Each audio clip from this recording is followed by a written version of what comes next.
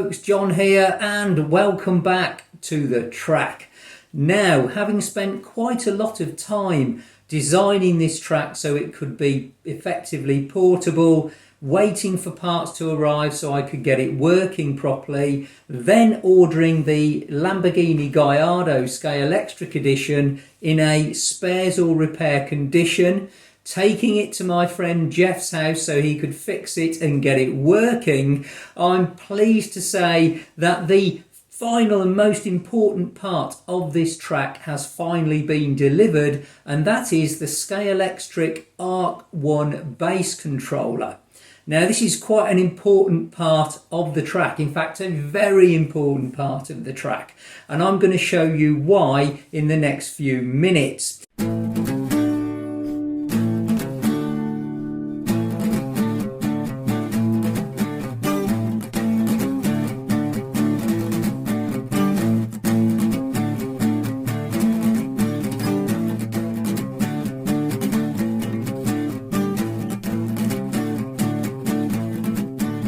Now currently the track is powered by the standard Scalextric Sport Analog Power Bass, which I bought second-hand off eBay, and along with that I bought the standard Scalextric Sport lap timer and lap counter. Unfortunately, if you look at my previous videos, this unit didn't work. There's a fault with it. Now initially that was a real problem, but every cloud has a silver lining, and it caused me to go online and have a look to see what else I could order, having got a refund on this faulty unit. And I discovered to my amazement that there's a unit out there, a power bass, called the Scalextric Arc One. As per arrival this morning, this is the Scalextric Arc One bass control unit. Now there are different models now in the Arc range that Scalextric have come out with. This is the Arc One, which is the earliest one, and allows you to control simple analog cars in the way that you controlled them on the previous analog unit. Now there's also the Arc Air and the Arc Pro, and each one is more expensive and gives you more functionality. So for example, on the Arc Pro you can control digital cars and you can get far more data out of the bass unit. So it depends which one you buy as to what functionality you get. But I believe that this Arc One unit, for what I paid for it, is the absolute perfect unit, because it allows me to put any analog car on my track and control it, and also because I only paid £17.99 for it as a refurbished product. The normal list price, and I think you can still get it, is £55. So I got it at a bargain price. Now, why is this product so good? Why do I think it's so exciting? Well, the answer to that is it allows you to connect a tablet device to the bass unit and extract loads of data about what your cars are doing on the track. And we'll come to that in a few minutes. So what else did I get with this package, or what else comes with it? Well, obviously you have the standard power controller, which you get with all bass units, but this one is a very special connector, and as you can see there, it's not compatible with the previous analog bass units. I would imagine this would be quite an expensive item to replace if it broke, actually, because it is very specific. Again, with the unit, you also get some hand controllers. You get two, one for each lane, just like you would do with the old system. But again, if we look at the connectors, they are very specific connectors to this bass unit. They're not compatible with the previous models. And yep, they are, I believe, computer connectors inside there, sometimes referred to as RJ45s, that's my guess, but they are obviously non-standard. And if we have a look on the triggers on these, or just above the triggers, there's these little adjusters here, potentiometers I believe they are. Now what these do is not described anywhere on the manual. I've read the manual cover to cover and nowhere does it tell me what this little adjuster does. But what I'm guessing is that it adjusts the overall power output that you can get, or the sensitivity of the trigger itself. But it does tell you in the manual that that should be in the vertical position, which they are. And then you also get with the unit an extra piece of track here, which tells you where to position your cars for the start point. And finally, you get this, which is the Arc One stand unit. And the idea is you drop your digital device, your tablet, into this gap here, and your tablet then becomes a tower unit. So there you go. That is it. I think, you know, it's an absolute bargain for what I paid for it, certainly. So now we're going to plug it in and see if it works. What I have here is a very old tablet device, Android based, the TechLast. Now the TechLast I've had for over 5 years, unheard of brand, bought it really cheap, only use it really for downloading books and reading emails on.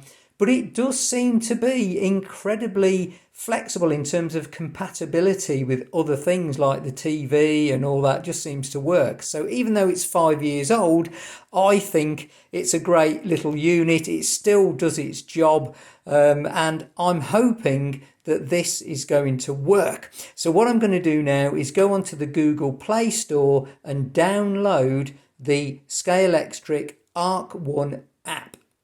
So I have managed to download the Scalextric app from the Google Play Store, and if we click on here you can see there's lots of different features that you can use in terms of different modes that you can have working on the app. So Quick Race just allows you to go straight into either an endurance or a Grand Prix. I'll come back to that in a second.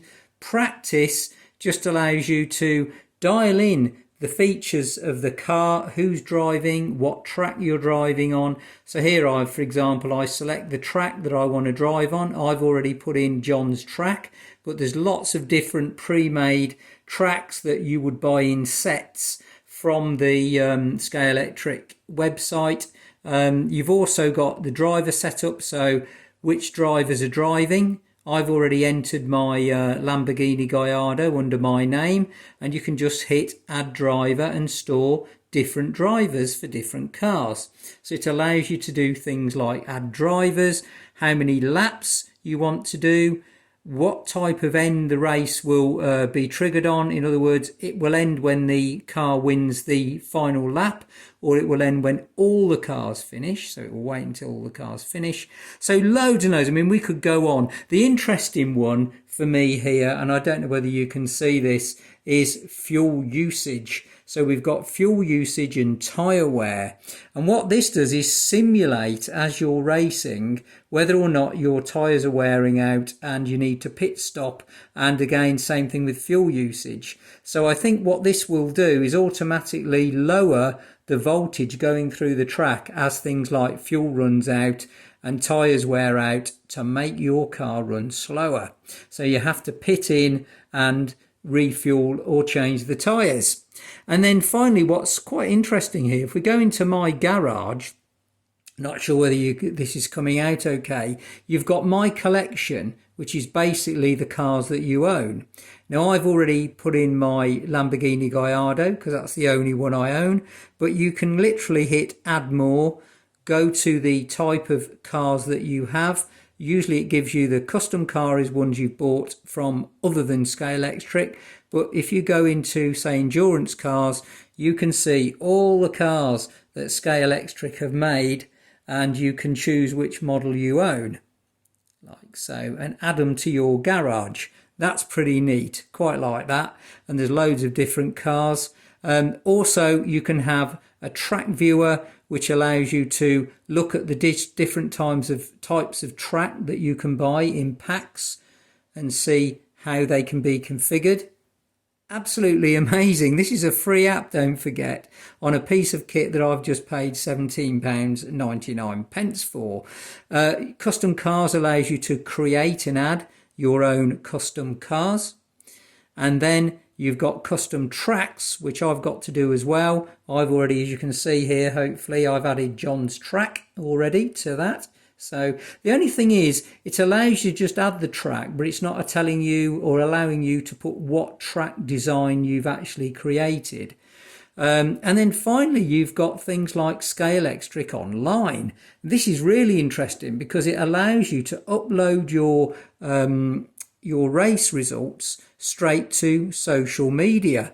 So when you hit Scalextric Online, it takes you to the Scalextric website and allows you to literally upload your results and compare them with other people that run the same track. So that's pretty clever, I think, given that that is a completely free app and it's running on the Arc base station, which is very, very cheap to buy. So what we're going to do now is set this up on the track and see if we can use it to time the Lamborghini around my track. I finally have the base unit connected. It wasn't difficult at all, although I did notice the first time I tested it, it didn't recognise the car was on the track, which is a bit worrying. But after a little bit of fiddling around, it is now recognising that there is a car on the track. As you can see, the little green light here goes green when it knows it's connected to your tablet device. It will flash orange up until it's connected, and it literally connected instantly when I ran the Scalextric app. And your Bluetooth has to be switched on the device because that's how it connects to the device. Now, as you can see here, I've set it up for just a practice run to see how it works.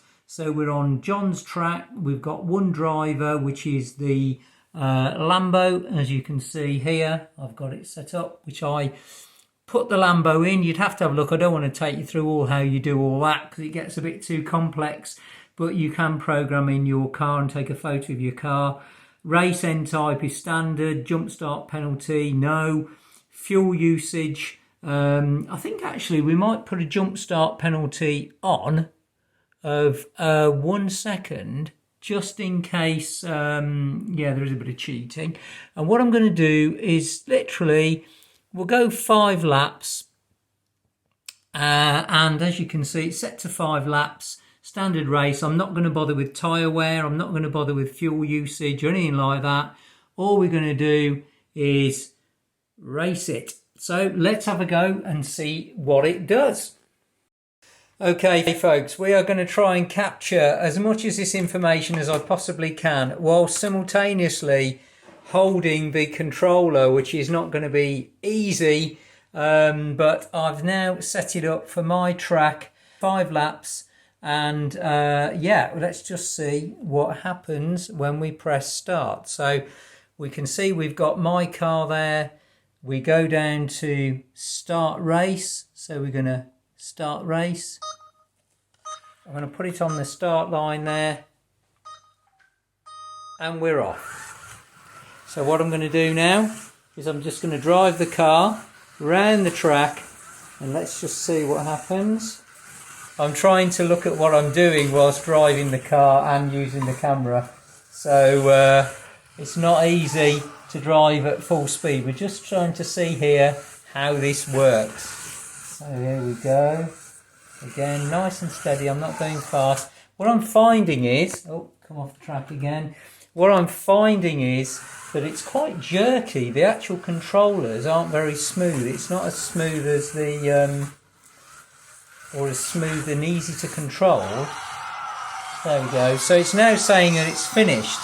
Okay, you can hear a bit of clapping going on there, and it's actually disconnected the power from the car as well, which is interesting. So let's have a look and see what the stats are and what this has done. So what it's showing me here is my best lap here was 14.67 seconds, that I did 5 laps. So I'm going to hit stats here. And this is where it gets interesting. So the total time to do the 5 laps was 58.9, no penalty points.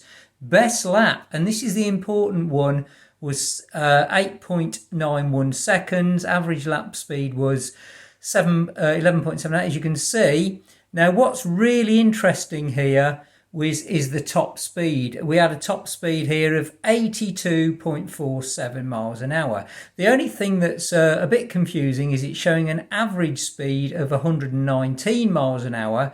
Now, I can't see how that could be right, because I would have thought the average speed would always be lower than the top speed, given that the top speed is peak point. Now, the next stage will be to set up a proper benchmark 10-lap test for this Lamborghini Gallardo, where we will actually find out just how fast it can go around the track. That will be coming up very soon.